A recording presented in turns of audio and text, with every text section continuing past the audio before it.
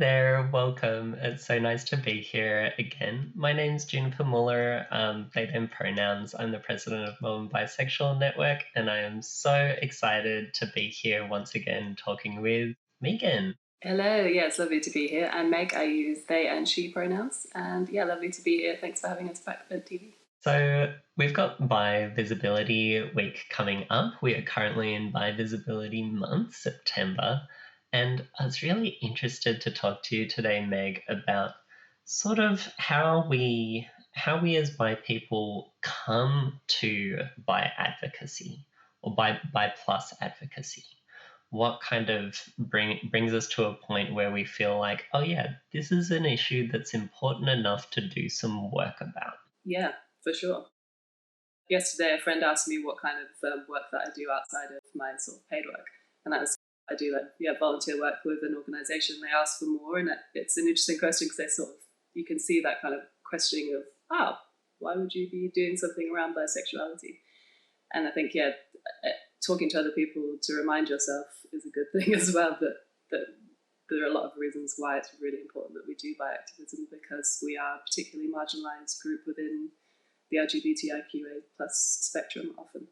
Like, the honest answer for how I kind of started with it is I was a little bit past kind of coming out or like expressing my sexuality, but didn't really have much connection to community. And so this opportunity sort of fell in my lap, and I'm like, oh yeah, I'll give it a crack, see what it's about. But it actually wasn't my start with bi advocacy wasn't a desire to do advocacy itself, especially, but rather just connect with some other bi plus people. I could really resonate with that as well, that wanting to find other bi folks. And then when you do, you're like, oh, this feels nice to be around people who understand this part of me. And then you realize how much it's necessary. And then you want to hang out with the bi people. And then it's also, you kind of start thinking about what you needed when things were harder, and maybe what you could help provide or put out into the world a bit more loudly so that other people can find it and not maybe feel some of the things you felt, or just have a way through some of those tough feelings of coming out and feeling disconnected and accepting yourself and finding pride. All of those, I think it's a big way that I've sought those things and found those things. You and I have spoken about in previous episodes about invisibility, or by visibility. This is Bi Visibility Week coming up. And often that's about visibility to other people, or visibility out in community, visibility in media representation or government documents or things like that. How can our bisexuality or our multigender attraction and how important that is almost be invisible to ourselves? I was really struck by one of the first conferences that I went to, one of the Better Together conferences. We had this bi caucus where, bi plus people were invited to come together, talk about what our issues are. And one of the members who came along said, I'm trans, I'm bi, and 10 times out of 10, my trans issues will kind of like trump the bi issues as being more important to me and my activism and the things that I tend to think about. And that really makes sense to me, but I was curious about your thoughts on it. Yeah, and I think it's a really interesting question. I think a lot of people downplay their bisexuality, or kind of don't give it the room to consider the impacts that it has on their life, and also their experiences, and often their mental health and community, so many facets. And I think, there's almost like, but it's not really a big deal, or it doesn't really matter as much as something else. And I think actually it's been quite important for me to claim that actually my bisexuality has a big impact on my world, and it's okay to care about that and want to do things about that, and let it take up some space. I think it doesn't always have to come last, and I think that's often been the case in queer spaces, isn't it? Is that bisexuality is seen as kind of a lesser issue, or something that's back there and isn't as important as the other issues, and shouldn't be front and center. And it definitely shouldn't always, but I also think the statistics kind of show that it matters, that it's more important, and it matters that it gets to take up a bit more space. And again, it has a huge impact on a lot of people's lives. The stats show that there are probably more bi folks than any other part of the spectrum. And there's a lot of them who maybe don't acknowledge what space it takes up in their own world or the impacts that it has, depending on particularly on their relationship status and how they appear to the world. So I think that really speaks to that, how much we allow ourselves room to not be invisible to ourselves, not just are we visible to the rest of the world, because I think they're quite separate things. And both parts, or neither might be important in some ways, but I think for most of us it's pretty crucial that we have some visibility to ourselves about who we are. Whether other people know is a very separate part of that, but acknowledging it and speaking to it just to ourselves, I think is pretty crucial for feeling okay about who we are. It makes me reflect on how we sometimes don't pay attention to parts of ourselves that might make us feel vulnerable. And for many folks who are have had different gender attraction and partners, and maybe have gotten married, and maybe in all other ways have appeared heterosexual, or in all other ways have appeared kind of within the hetero norm, and aren't particularly queer in any other way, that this is their one connection, this might be their one connection to oppression or to being in a minority group, that there might be a kind of reluctance to face that, to open up to that, to acknowledge that, because it's oh, that means that I'm one of them, or that means that would put me in this group that is so discriminated against. And also maybe a group that you don't feel connected to in lots of ways. But I also think there's the flip side of that I think there's a fear of people taking up, they're afraid to take up space in those places too. And I know quite a few bi folks who appear to be kind of cishet, who are quite terrified of coming into those spaces and taking up room. They have this almost view that they're taking it away from somebody else, as opposed to acknowledging that it is for them too. So I think, there's these two sides of it, aren't there? The fear of even looking at it and that kind of the strange queers over there, I don't really identify with that. Or I kind of really want to seek that out, but I'm terrified that I won't be accepted or that I'll be taking up space. And I think they're both quite interesting parts of it, really. Those fears can be really, really genuine fears that have a basis in reality, unfortunately, that some queer spaces are not welcoming of bi+ people, or it's not uncommon to hear biphobia in queer spaces. You kind of have to develop a tough skin even before entering, or have that level of resilience to maybe experience some pushback and claim a space anyway, which is really tough when you're feeling vulnerable about a part of yourself that is perhaps kept hidden for a long while, or that the other people around you don't especially understand. It's quite terrifying, isn't it, when you're first starting to peel back those parts and, like you say, expose them, and you're also terrified that they're going to be rejected, which they're the parts of ourselves we're most fearful of sharing. We lead most to be accepted. I think they're very valid fears, and like you say, very much rooted in the reality for a lot of us as well. So it's a tricky, complex issue, isn't it? I think bi+ is sometimes takes on the complexity of any kind of category that spans categories, or any kind of label that feels ambiguous or feels like a phase, much in the same way as or with levels of similarity to non-binary gender as well, right? The are you in this camp or are you in that camp? People get upset about people not fitting into clear established lines or clear established pre-existing order. Oh yes. But we do it to ourselves as well. That can be a way of gatekeeping ourselves from accessing community, is the well, I'm not queer enough. Being bi is just being a good ally. I can just be a good ally to the real queers over there, the gays and the lesbians over there who have it so hard. I love the bi ally, although the straight ally who's actually bi. I think it's how quite a lot of bi people find community as well and realize that they're bisexual. I've had it from a number of people, that story. I thought I was just a really good ally, and then I realized I was bisexual. And I think a lot of that is about those fears, and it's rooted in that, and that fear of taking up space or acknowledging these parts of ourselves. And I think it can be a really wonderful way for people to find out this part of themselves. And it can also probably be quite tough, because there's a lot of time spent in those spaces feeling like you're just there for everybody else. And whilst I think it's really important we're there for other people, it's also really important that we show up for ourselves, isn't it? And allow ourselves to do the things that feel right, not just think we should be always looking after everyone else and not ourselves. The more time you practice sitting in someone else's feelings and prioritizing other people's feelings, the better you'll get at that.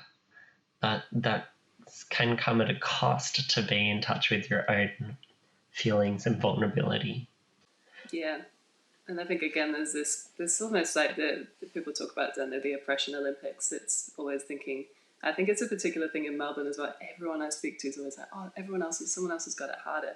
And it's never to deny that, but it's also you're allowed to talk about what's hard for you, even if everybody around you has more challenging things to deal with. Your challenges are still yours, and they're valid, and it's important to be validated in them, I think, too, and to find people who understand that is a challenge for you, whether or not it's things that other people experiences that actually for you it's difficult, or it's hard and you feel vulnerable and you need somebody who's going to say, hey, that's like a beautiful part of you. It's not something you should have to feel bad about.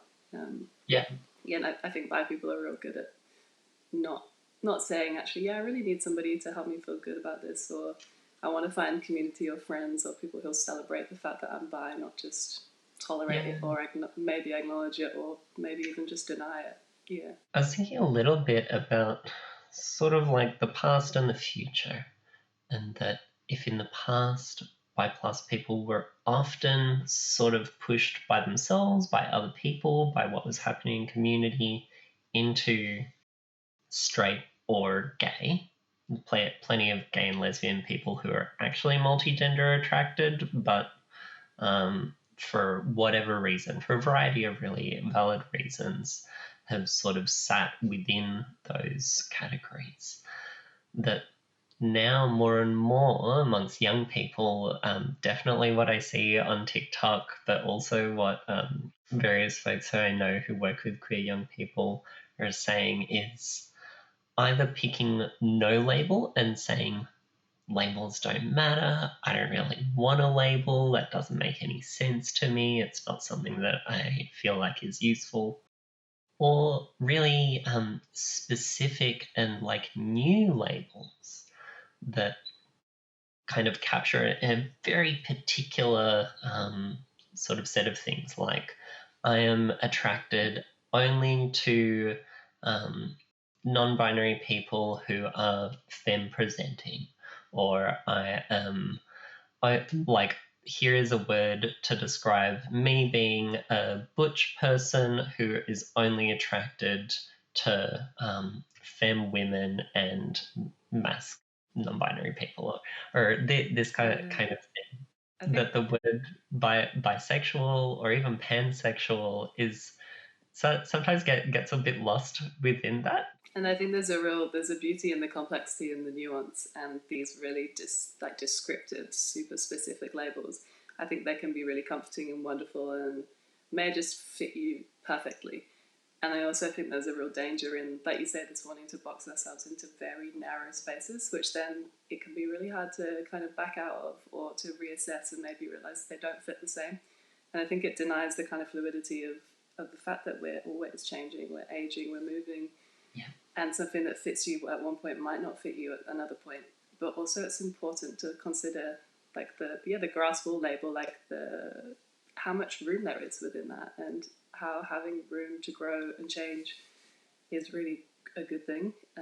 Even if you don't change from what you are, that's great, but it's good to give yourself a bit of space to change. And particularly around, I think all of those things, like it changes, doesn't it, with age, hormones, like the season. And it's nice to have some room for that. Like what subculture you're within, what are the norms that you're around? Like I think it's fantastic that people are coming up with language that fits them, as well as not necessarily feeling the need, the other people on the other side of the camp, not feeling the need to take on a label and just say, here's who I am.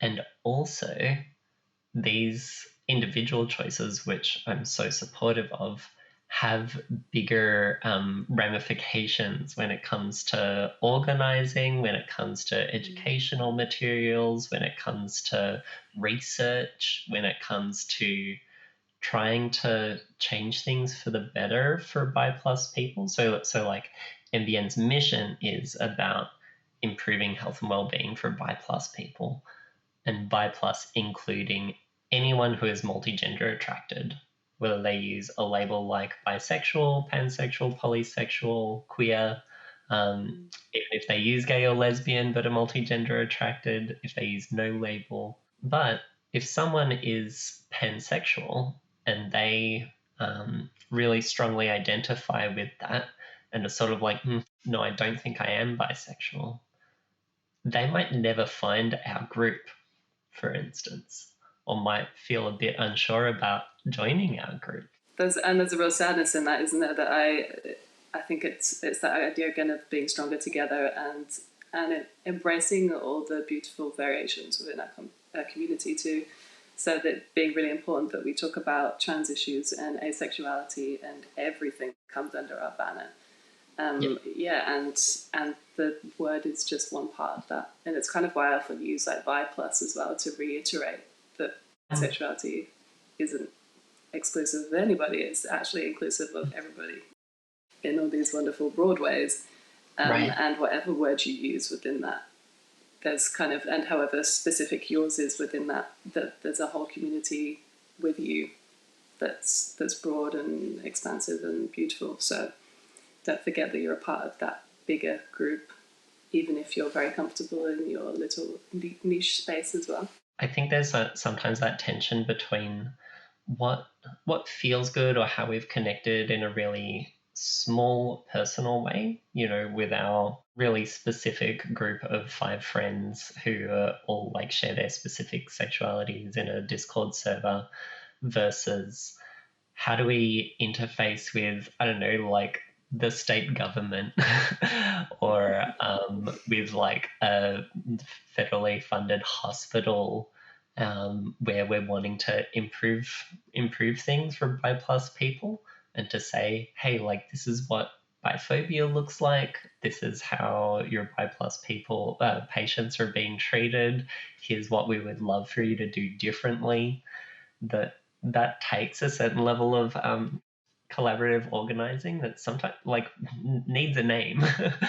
It needs a name, and a kind of organizing label can be really useful for that, both for ourselves but also for mainstream non-LGBTQ to be able to understand what the heck we're going on about. That kind of looking at the forest as opposed to the trees. The trees are really important, but we need to look at the bigger ecosystem and again that how bi fits into the bigger queer and intersex spectrum too. And I think like all of those parts are important. I think it can be really tricky to know like how to fit them all together, and how much like your very niche sexuality matters, how much your bisexuality matters, how much it matters that you're queer in a broader spectrum, and how much it matters that we fit also into the world, and we're not always just something that's separate from being a human being as well. And it's real complicated, isn't it, what to do with all of those moving parts. Perhaps for that reason, I'm very much encouraging of people using multiple labels. That like use bi lesbian, or use asexual biromantic, or panromantic, sort of thing. I think in these last few years in particular, we've seen a real like groundswell of education coming from ACE and Arrow communities, which has been just wonderful for me to learn way more about. That's not my own lived experience, but I certainly want Melbourne Bi Network to not just be bisexual, but also for biromantic people, or for people for whom there is that split attraction of maybe they're bisexual but panromantic, or aromantic kind of thing, or vice versa. And I think that that's wonderful. That's beautiful. We want to create room in our organization and in our activism to advocate for those people. And again, I also think it's about allowing that space that like there's a possibility that many of us may move through like the aromantic or the asexual places as well, that it's not necessarily something you are or aren't. It might be something that you are in different ways at different times in your life too. And I think, again, there's that fear always around like, maybe I identify as bi for a period of time. There's so much stigma around that, which, like, again, I really believe it's fine. You can be bi for a while and then also realize maybe that's a label that doesn't fit you so well. And I love that with the asexual and aromantic spectrum too, that like I think it's real likely that a lot of people will move through those in different ways through their life. And whereas some people might fit those labels very clearly forever. So I think it really matters that we're holding space for all of those experiences and all of those people, and amplifying those messages so that more of us understand and those people feel more welcome and supported, and realizing that they might be parts of all of us at times too. I think it helps break down the idea that we're one thing or not, or that we matter one day or that we're a part of something one day and the next day that we don't. I love this idea of holding all these things lightly and tightly if you want to, and for a period of time, and also recognizing they'll change, and that kind of that helps me feel more connected to everybody and stops me from feeling like I'm in a bubble with a couple of people and that will be my life forever. So the thing I love most about bisexuality and like gender non-conformity is the room and the potential for growth and flourishing and connection in all of that. Like I see it as a really magical human thing, not something that's separate from my being a human being and my experiences. So give yourself space. If you give other people space, that gives the kind of possibility to grow in maybe unexpected directions, or maybe find connections that you might previously have blocked off, whether that's human connections of like relationships or friendships or communities that you connect to,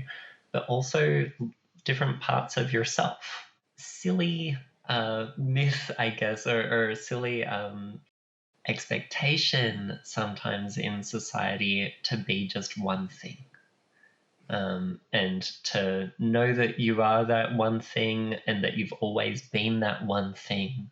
And, you know, whether it's that narrative for trans people of, oh, like, you knew from when you were 3 or 4 or 5 years old that you were definitely this gender, and you wanted to play with those gendered toys and you weren't allowed to, and it was awful, and then you came out as trans and transitioned in a binary way.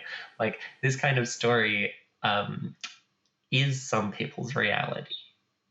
But is it most people's reality? Is it all people's reality? No, of course not.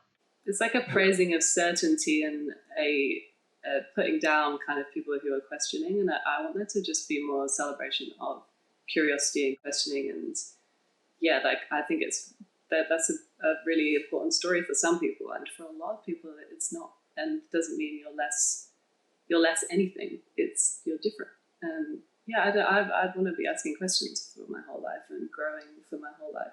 I'm not someone who knew clearly anything about themselves ever necessarily, and I've got a child now. I want them to have that room to explore and to think that that's something they can do forever. It's not something they'll do till they're, I don't know, like 18, and at that point everything's fixed and decided forever. I think that can be really quite a sad and stifling way to live your life.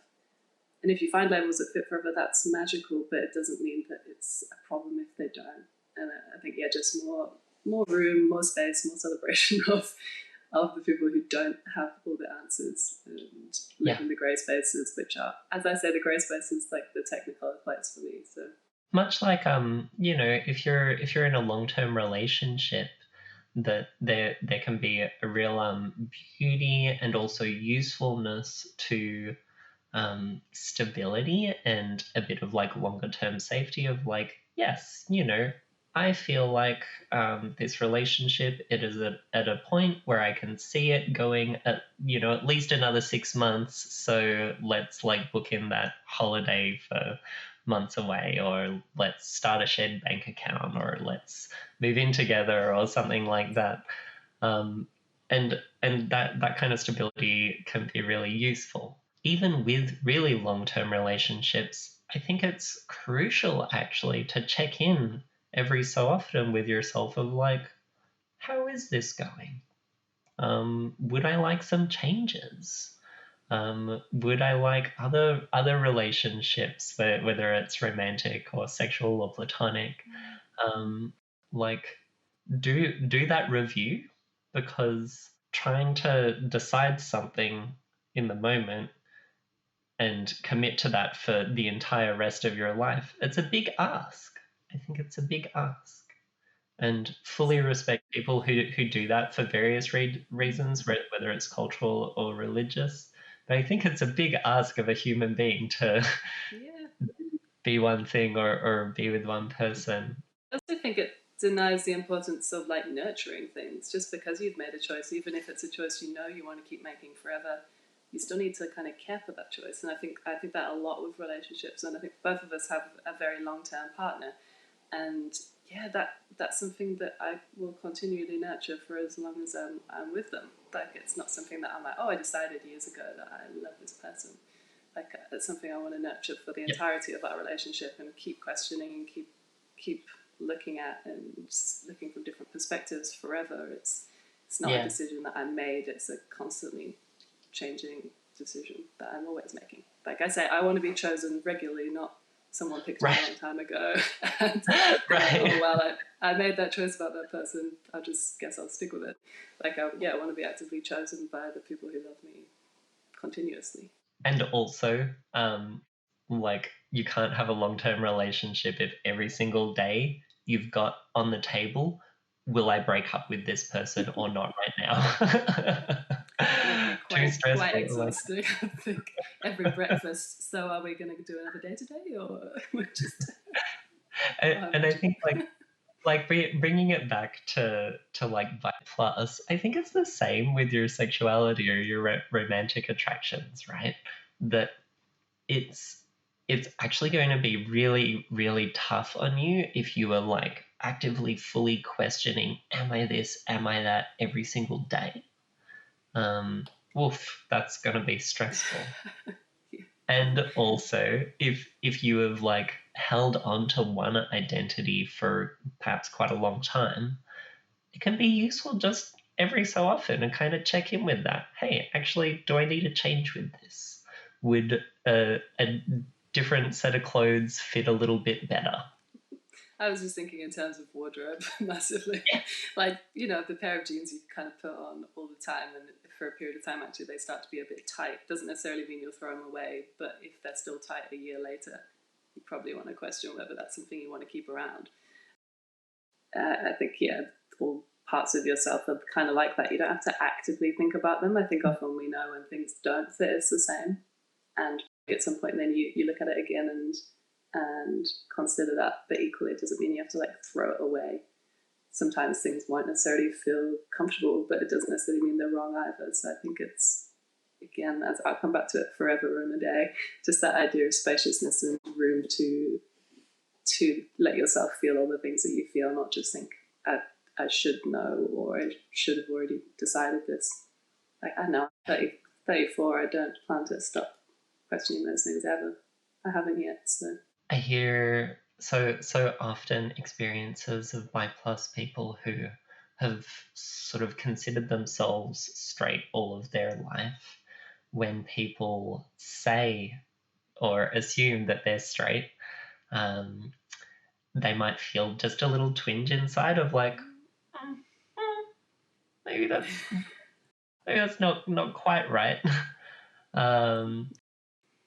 And that's the kind of like, I don't know, feeling like a particular shirt is a bit itchy, or maybe the color doesn't quite look right on you, and you might wear it. It's kind of serviceable enough. It's not unbearable, but it's maybe doesn't quite fit quite so well. And those days when you put something on and you just feel so wonderfully yourself, and you walk out and your whole day is different when you do that.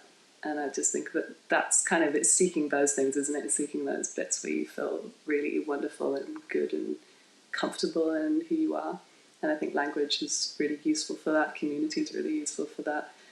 And yeah, they're glorious moments. You kind of want to keep seeking and finding and enjoying. As humans, our superpower is adaptation.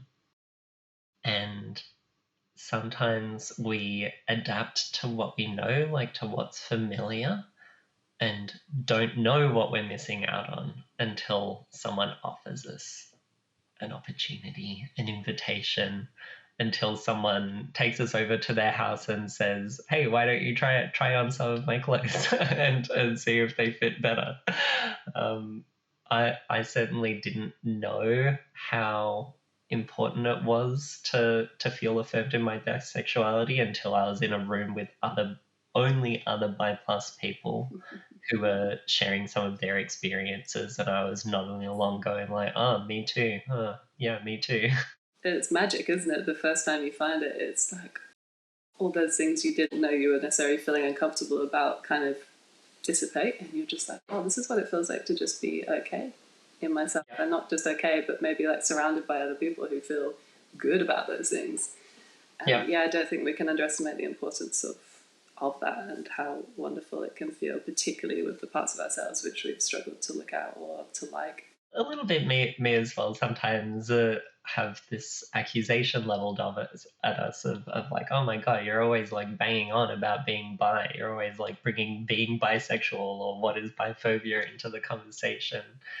And I know like some folks are put off from entering into a queer community because they're like, oh, you know what? I don't want to be like that person who being queer or being bi is their whole identity.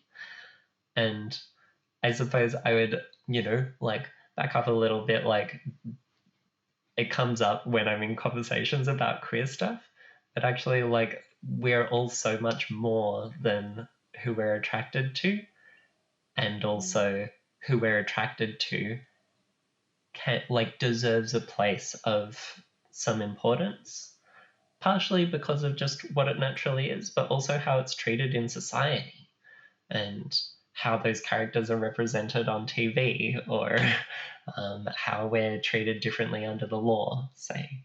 And how we're going to be recorded in books and stories, and that I'd like my child to see all of these possibilities of ways to be that have historically existed as well, not to think that there's something so strange. Like I think it's wonderful to know that you're special and unique, and also really wonderful to know that you're just like so many other people and who've existed for all of time. I think there's something hugely comforting about that, like shared humanity.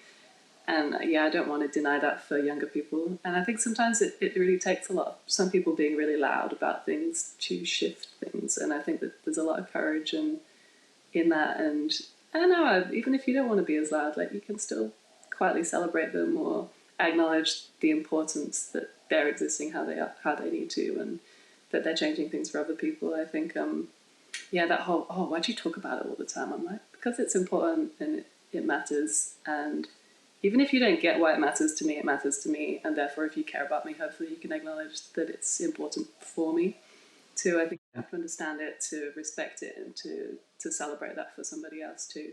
So I'm like, yeah, I love that you're loudly bisexual. It's also how I found you all. Like the loud bisexuals, I was like, I heard about you and I found you. I'll be forever grateful for that. The type of organization that we're in as sometimes forming this kind of vessel or conduit that allows for an expression of feelings that other people don't always feel safe enough to express. I think that's a great note for us to perhaps finish on for today. It has been such a pleasure speaking with you again about bi+ issues. Thank you so much for chatting with me. Thanks for having us on TV, and happy Bisexuality Month, week, day, all of the things to all the multigender attracted folks out there. Thanks so much. Bye for now. Bye.